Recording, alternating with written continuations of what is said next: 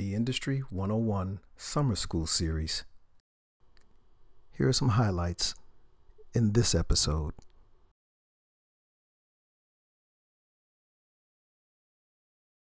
I don't know if there's a best way because there's so many ways that you can do it. And I think it really has to do with what you're looking to do specifically with your career. That's never a good thing, and that's why you have to be careful. If you set a goal, a financial goal specifically, make sure that you give yourself ample amount of time to reach it. It seems like it's feasible, and it seems like it's something that you can do maybe with a quick turnaround, but that's not always the case. I know that you have to do some kind of spiel, some kind of marketing, some kind of promotional something to let people know that you exist. Nobody just wants to hand you a couple of dollars and send you on your way and then have you blow it. Welcome to the Industry 101. Class is beginning right now.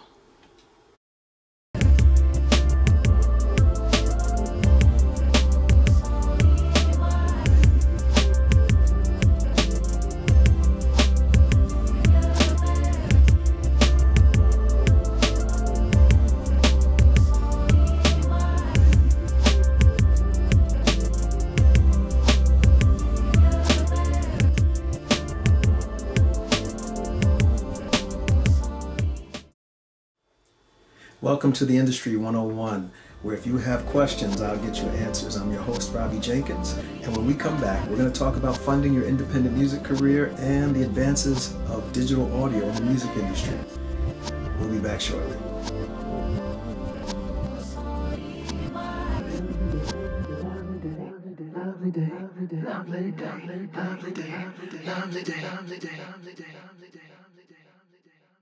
When I wake up in the morning, love,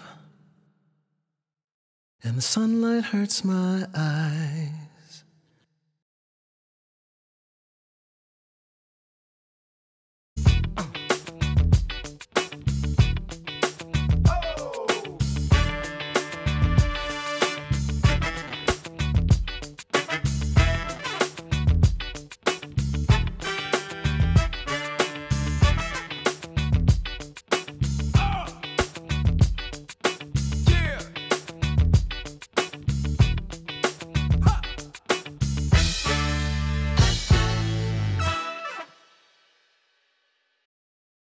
and we're back. Take your seat and take some notes. You don't want to miss what we have for you in this episode of the Industry 101.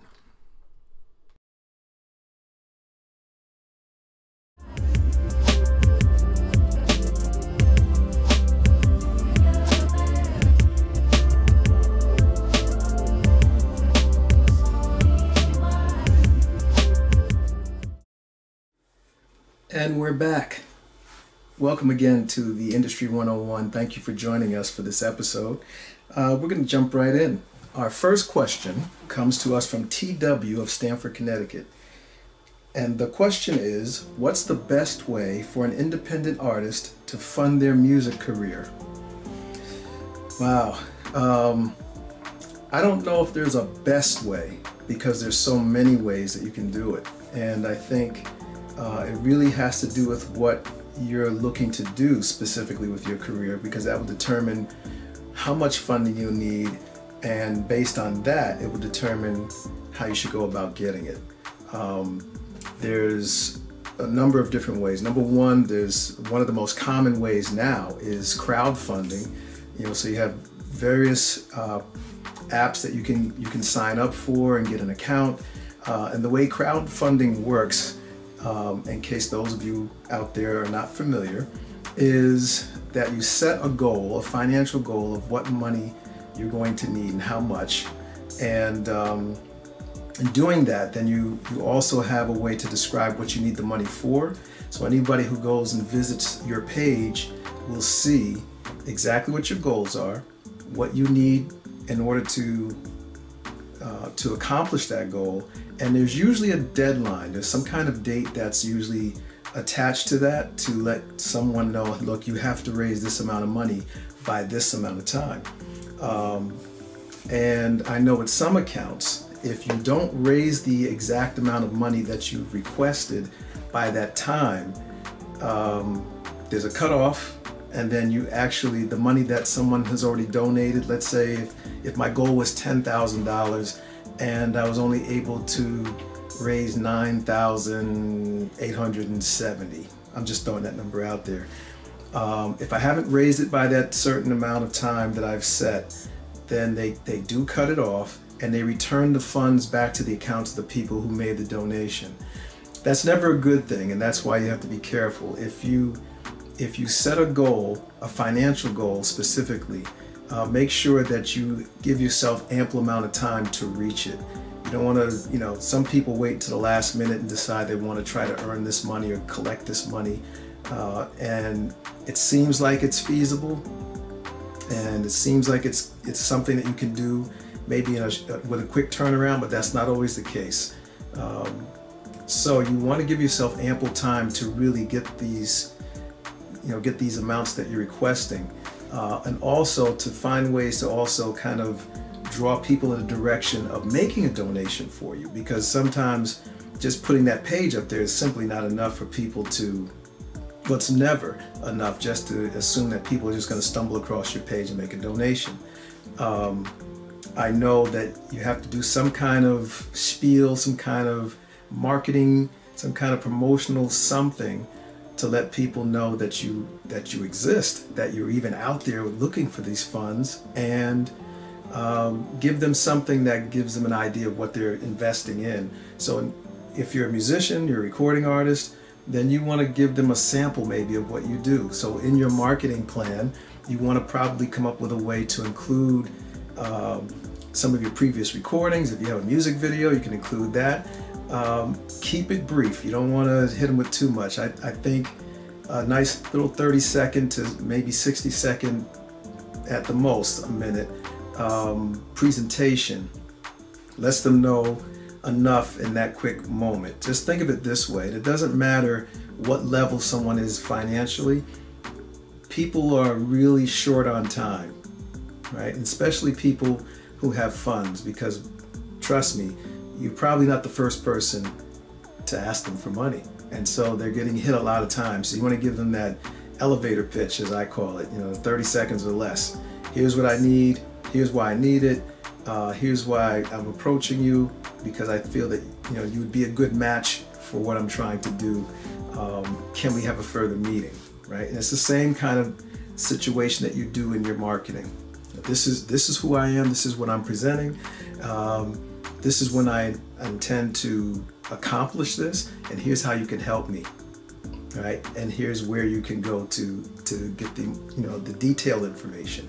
You want to do it as concise as possible, because again, people don't have time to read paragraphs. They'll do bullet points because it's getting right to the point, and they get to see exactly what's going on as quickly as possible in a quick glimpse, and they'll make a decision. The other thing that you can do, aside from what we call the crowdfunding, is there are angel investors. In fact, my first album was recorded simply because of an angel investor who took an interest in me, right? And what they did is they heard me perform live at an event, and they approached me to say, hey, look, that music we heard, who was that? Was that yours? And I told them yes. And they ended up talking to me about making a substantial investment. Angel investors usually don't look for a return on the investment.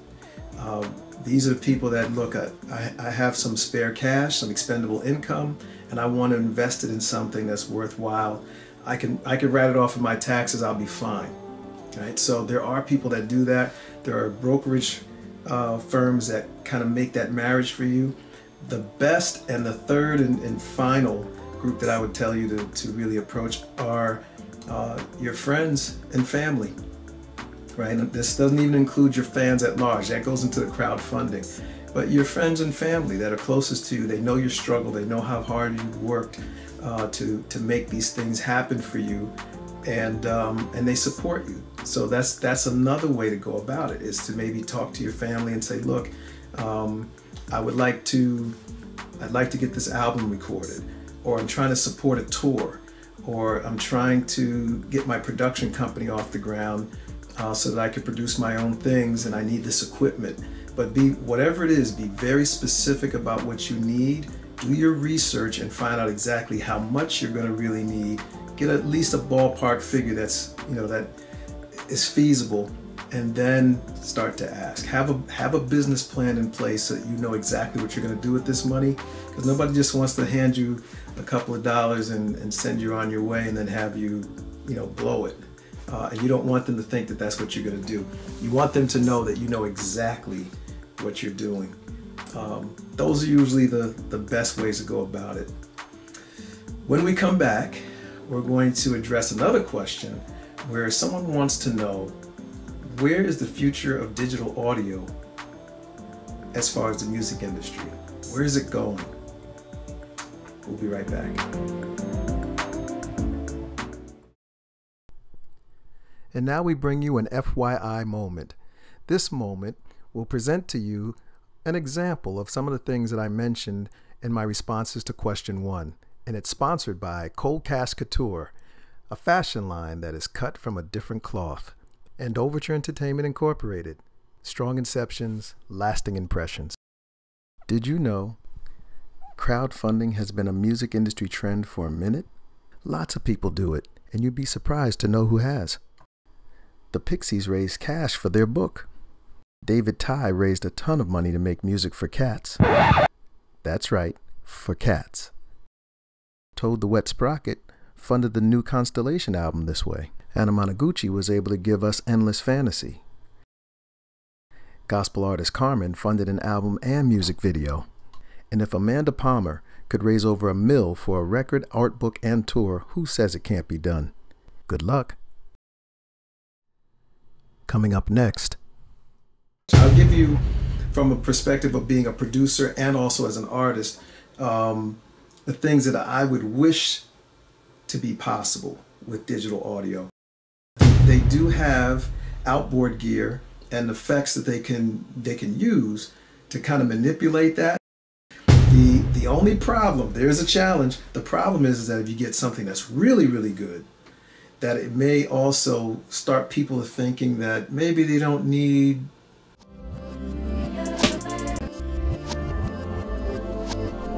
Find out more when we come back.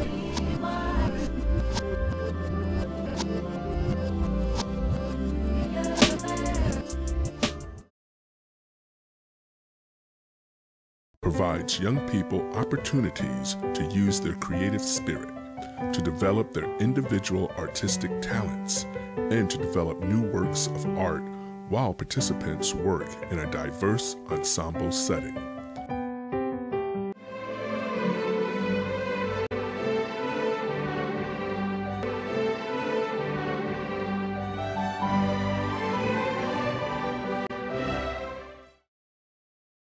Thank you for remaining in your seats and not leaving class.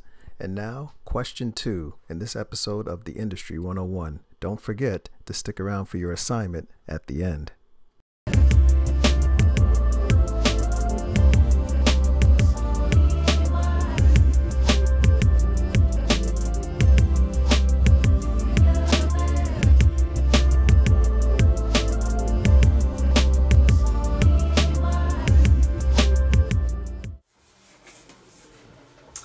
Welcome back to the second segment of The Industry 101. So we have another question for you. The second question comes to us from SR in Watertown, Connecticut. Thank you for your submission, SR. The question is, what new advancements do you think we will see in digital audio in the next decade in the music industry? Very deep question, very deep. First of all, thank you, SR, for that question. I'm going to start off by saying that I'm not really a technical person per se. Like, I'm not going to rattle off a bunch of technical terms to you in terms of, what happens and what knobs you turn. And I mean, I know a lot of that stuff, but I don't want to delve into that too much. I'll give you, from a perspective of being a producer and also as an artist, the things that I would wish to be possible with digital audio. First of all, knowing music, you know that the most important thing is the audio, the sound of it, being able to hear it. And you do those in two different places. You either listening to a recorded version of a song, or you're listening to a live performance of it. All right, so I think from a producer standpoint, there's certain things that go on in the studio that I think are really crucial to getting that perfect performance of the vocalist. And there's a lot of things that go on outside of just the vocal. There's live instrumentation sometimes. It depends on what style of music. Some people want live drums. Some people may have digital drums that are programmed, but they'll have live drums playing along with it, just to give it a different feel. There's all kinds of different things production-wise. Guitars and basses, sometimes, or keyboards even. Sometimes they'll go what they call DI, which is direct input. Sometimes they may plug into an amp, and then the amp itself is mic'd. So you have to really know microphones and the types of mics to use and when to use them to capture the type of performance that you are looking to get. I think for me, capturing the right vocal it takes the longest. It takes the longest time. There's a thing about being a singer that we have to deal with, which has a lot to do with capturing things without it being distorted or not heard enough. So there's certain things about the distance between where you're standing and the mic that you're singing into and what you do. So for instance, if I'm gonna sing and my dynamic changes where I'm gonna sing something louder, I tend to lean back away from the microphone so that it doesn't get distorted and blow out the speakers. I'm not that powerful, but you know what I'm saying. You don't want it to be distorted. And then if I'm gonna sing something that's softer, I might lean into the mic a little bit so that it's captured. The thing about it is that they do have outboard gear and effects that they can use to kind of manipulate that in post-production when you're doing the final mix, or the rough mix and then final mix. You know, you can use compression and you can use limiters. The problem for me with compression is that compression is exactly what it says it is. It's really tightening and pressing things into a space so tight sometimes that you're missing something. It's like breath. Sometimes you want to hear somebody breathe in the song. It sounds, so you know if they're human, and it might even contribute towards the character of the song. If it's too tight, the voice can sound robotic, right? And if you're looking for that, that's fine, if that's the effect that you're looking for. But if you're not looking for that, you don't want to put too much compression. If you have a limiter basically is exactly what it is. You set parameters so that the sound doesn't go past that, so you don't have that distortion thing. So it gives it a ceiling for the sound wave to bounce off of and back down, and you're good.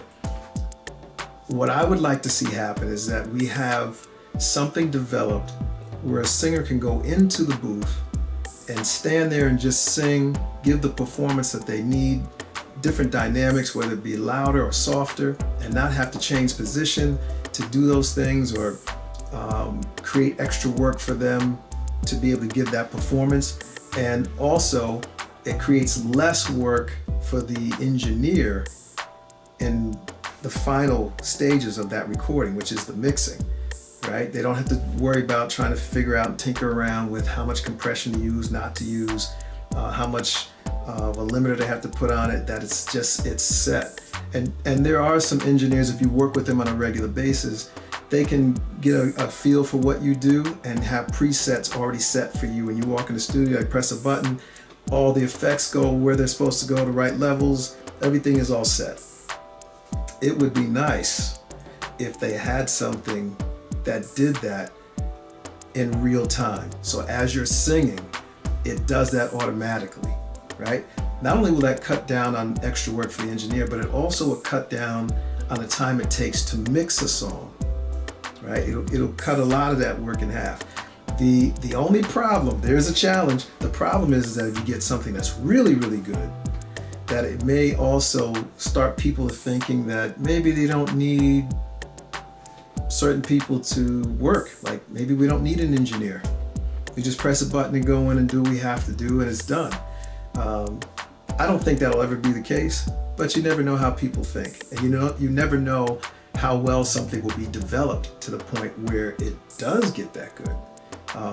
I've even seen it in television where I've gone to do talk shows, and in the midst of doing it, I'm looking, and there's camera crew, right? There's different cameramen, and they're there. There's a guy over here shooting one angle, another one shooting another angle, another one shooting in front of you.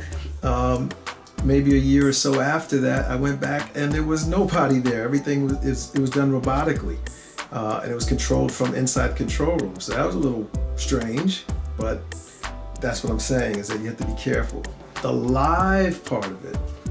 So you're dealing with a lot. If you're a sound engineer, God bless you, because you're dealing with so much. You have the person who's, if talking about vocally, because that's probably the most difficult part, aside from maybe drums, where they're there, the vocalist is there, but you have to be careful not to pick up the sound from the monitors, the stage monitors that are directly around that vocalist, and the neighboring monitors of other musicians and singers, and also the other the other instrumentation that's on stage. You're dealing with that. You may be also dealing with some of the stuff that comes in from the live performance. Some of the best performances I've seen is where the engineers have engineered everything in the sound check to the point where it sounds just like the record. I mean, just like it. It's so much so that people have to look to make sure people are not lip syncing, right? Now I do know that they have two different mics. There's the omnidirectional mic and the unidirectional. Unidirectional, uni 1, meaning it's only recording from one direction. So if I'm standing right here and the mic's in front of me, then it's only recording what I'm directly singing in front of it. If I step to the side, I'll become faint. You won't hear me as much. Omnidirectional means that it's covering everything around you, all in that space. Everything is covered. So that means that it's taking in everything, all the monitors, the crowd and the audience. That's a lot to kind of compress and still get that sound, that quality sound that you want. It's a lot of work. What I see is that within the next 10 years is that there will be some sort of technology that will lessen the amount of work it takes to get that done. Live, which to me is much harder than dealing with it in the studio, because you don't have any control over what's going to happen live. And in the controlled atmosphere of the studio, right? Just trying to really capture those performances in such a way that it doesn't take you as much effort and work to have to put it together. Something in real time that just kind of connects as soon as you say something to it. I'm pretty sure that we're probably not too far away from that now. I would tend to say. All right, so hopefully that answered your question, SR from Watertown. And if it didn't, if there's something else that I missed, please feel free to tap in and let me know. Send me an email address at the bottom of the screen. Send that in and we will get something, we'll get the answer. I have some consultants and people that I can talk to from a more technical standpoint. Maybe I can even have them on the show if they have the time to join me. Okay? All right. Hope that got you. All right. So we'll be right back after these messages. We're growing steadily, but we can only do that with your support. And so for that, I say thank you. Yeah. Lovely day, lovely day, lovely day, lovely day, lovely day, lovely day, lovely day, lovely day, lovely day, lovely day.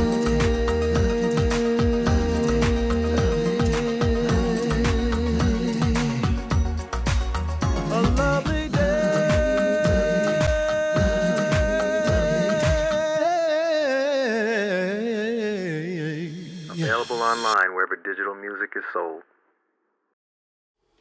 Get ready to take notes, because here's this week's assignment. Question number 1. What's the best way for an independent artist to fund their music career? During my response, I made it clear that you have to have definite goals. So be clear about what your project will do to help achieve your career goals overall. Investors like long-term results, especially since they're looking for a return on their investment. Next, I said, be realistic about your budget. How much is it actually going to cost for you to produce this project? Speak to a financial advisor for help. Next, find a crowdfunding source that suits you. There's all kinds out there and they all have different requirements. Make sure you find one that you're comfortable with and that you're able to adhere to. Also, consult your bank officers about investment brokers who service angel investors. Other angels are your family and friends, so don't forget about them. Question number 2.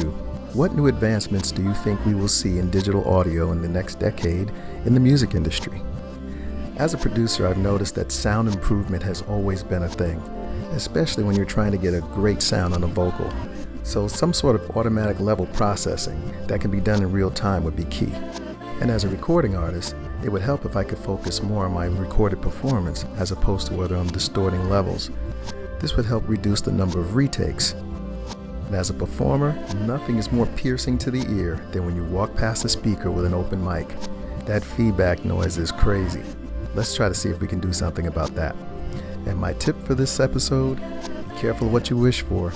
Human involvement is always going to be necessary when creating music. Stay grounded.